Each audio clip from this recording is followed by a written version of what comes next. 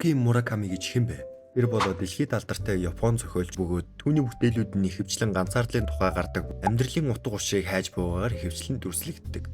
1949 онд Японы Кёто гэдэг хотод төрсэн тэрээр тэгж явж байгаад барууны хөгжим соёлд их л дурлсан бололтой. Өөрийнхөө их нэртэйгээ нийлж байгаад жаз хөгжмийн дэлгүүр нээсэн байдаг. Үүний дараа тэрээр зохиол бичиж эхэлсэн бөгөөд барууны хөгжимд дуртай сонирхлоо үүнтэй нэгтгэж Моцарт, Бетховен гэх мэт алдартай хөгжимчдийн хөгжмийг өөрийнхөө зохиол бүтээлдээ санаа авч шингээсэн байдаг. Түүгээрээ ч бас түүний зохиолууд нь алдартай байдаг. Саяхан Монгол улсын бэлэрмоонд Харуки Муракамигийн алдартай бүтээлүүдийн дээжээс сонгон авч хөгжмийн концерт хийсэн бөгөөд би ч тэнд нь очиж хөгжмийг сонсож үзлээ.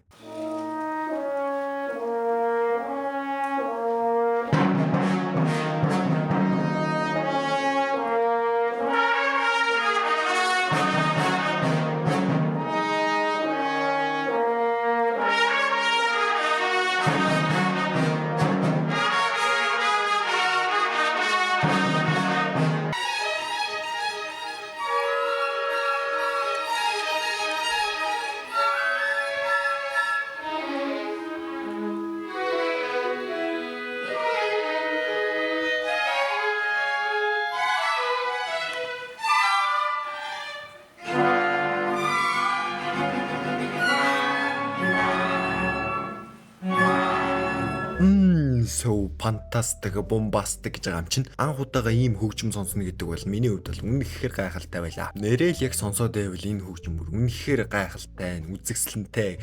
Тэгээ юу гэж хэлэхээ би сайн мэдэхгүй байна. Ямар ч үлээсэн маш гоё байлаа, маш их таалагдлаа миний хувьд. Манай монгол хөгжимчид бүр үнэхээр авьяастай юм байлээ. Ялангуяа энэ ахыг л харалтаа царай гэд. Манай удирдаач ах бол ням даш гэдэм байлээ. Тэгээд манай удирдаач ах бол өстой мундаг байсан. Тэр олон хүнийг ингэж авьяастайгаар удирдна гэдэг бол үнэхээр хэцүү шүү хэцүү. Бараг хадаг сүгэ бариад мань ахад шав орчмоор санагдсан шүү.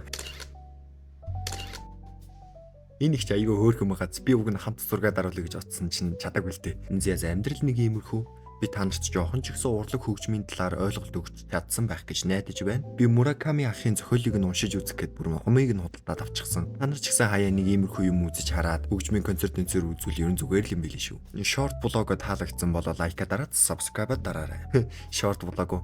Гэтэ зүгээр л байгаа сте тий.